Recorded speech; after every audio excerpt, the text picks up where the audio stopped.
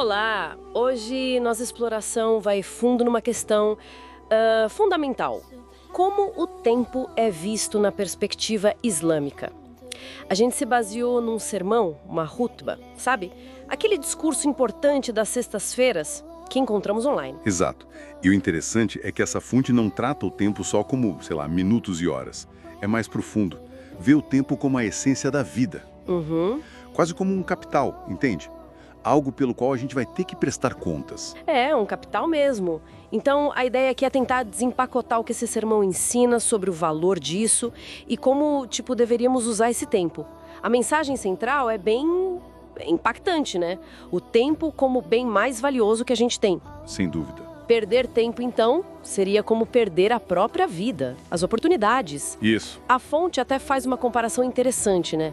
Diz que desperdiçar tempo é tipo vender algo super valioso por quase nada. Pois é, e até cita um hadith, um dito conhecido sobre saúde e tempo livre, Ah, sim. que são duas bênçãos que muita gente acaba não valorizando como deveria, né? Exatamente.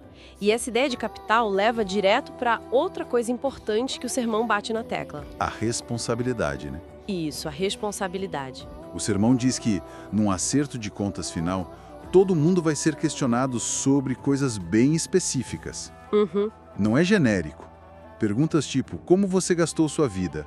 E a juventude, o que fez com ela? E o conhecimento também, né? Não só ter, mas o que foi feito com ele. Exato. A aplicação é o ponto-chave. E claro, a riqueza.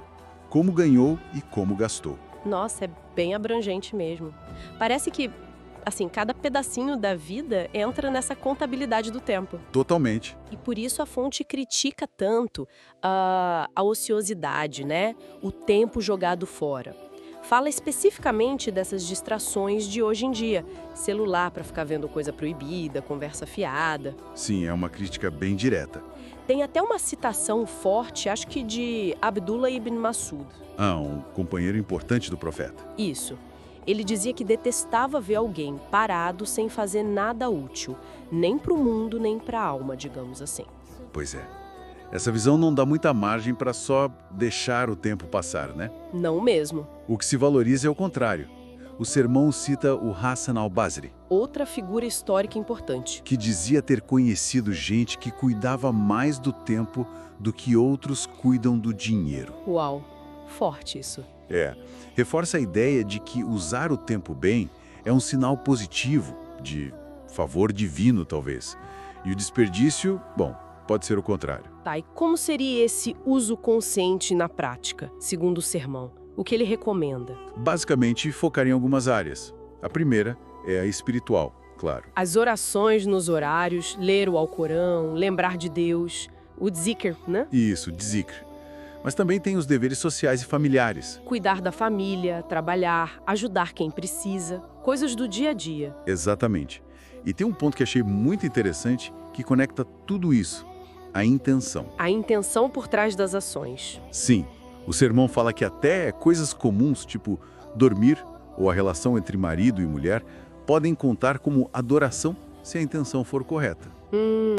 Interessante. Dão um exemplo de um outro nome histórico, Muad, que via o próprio sono como parte da adoração, porque o descanso o preparava para mais atos de devoção. Faz sentido se preparar para poder fazer mais. Isso, daí a sugestão de meio que organizar o tempo, sabe?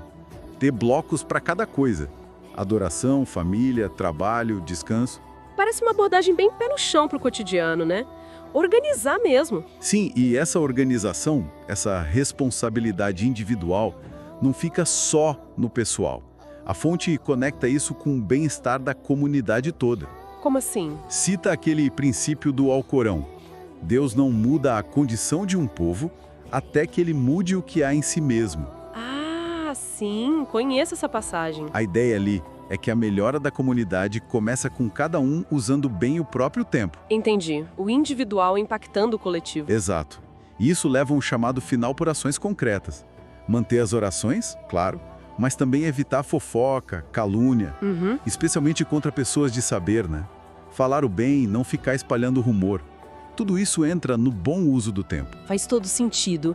Então, pra gente amarrar aqui, a visão que o sermão apresenta é essa. O tempo é uma dádiva, um presente valioso.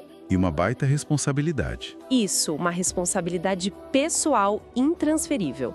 E o jeito que a gente usa esse tempo define o valor da vida e, bom, o que vem depois. Perfeito. E isso deixa a gente com uma pergunta para pensar, né? Qual? Se a gente levar a sério mesmo essa ideia do tempo como um capital que não volta, que não se renova e que cada segundo tem um peso numa conta final, como será que isso mudaria o jeito que a gente olha para o nosso próprio dia? Que investimentos de tempo iam parecer, sei lá, mais urgentes, mais valiosos sob essa luz?